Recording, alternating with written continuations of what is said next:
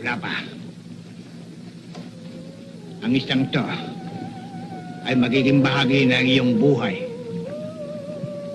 Ano po ba ang magiging kaugnayan ng isda na yan sa buhay ko? Habang buhay ang isang to, ay buhay ka rin. Lalawi ka iyong buhay, maliban na lamang kung ikaw ay sasadyaing patayin ng iyong kapwa. Kapag nagkagayon, sabay kayong mamamatay ng isang ito. Kaya pakaingatan mo, alagaan siyang mabuti.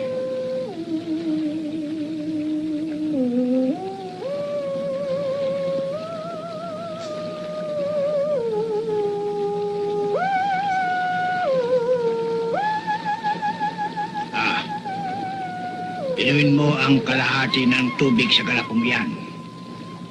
Ang lansa at dumi ng isang yan ang siyang magbibigay sa iyo ng kakaibang lakas. Napakalasa po ng tubig na ito. Mahirap pong inumin. Baka po babaliktad ang aking sikmura. Basta inumin mo, sige. Gano'n po bang katagal na ang tubig na ito? Mahigit na 50 taon na ang isang yan sa tubig na yan. Sige, inumin mo. Inumin mo. Sige, gula pa. At huwag ka magtatapon kahit kaunti. Sige, sige. Inom ng inom. Sige. Sige. Tama na po ba? Ay, sige pa, kalahati. Wala pa sa kalahati. Sige, sige pa. Ayan, ayan, ayan. Sige. Ayan.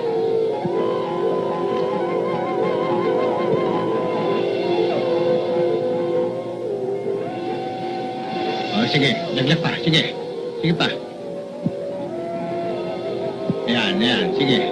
Sige, inom ng inom, sige, inom ng inom, sige. Ayan, sige, sige. Ayan. Ayan, tama na, tama na, tama na.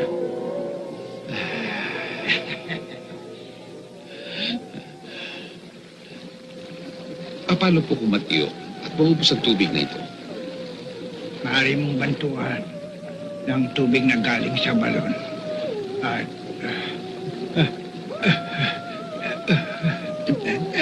siya nga pala, wala pa.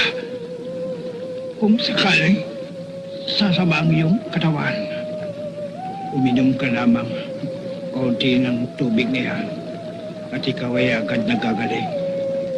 Sa sugat ay basahin mo lamang. Madaling maghihilom. Yan po kasi. Bakit bigla po kayo kanina? Pagkat naisalim ko na sa iyo ang taglay kong anting-anting. Isang paalala ko, wala pa. Ipagtapat mo sa iyong asawa ang kahalagahan ng istang yan. Sige na. Lumakad ka na. Ibig na, pahinga.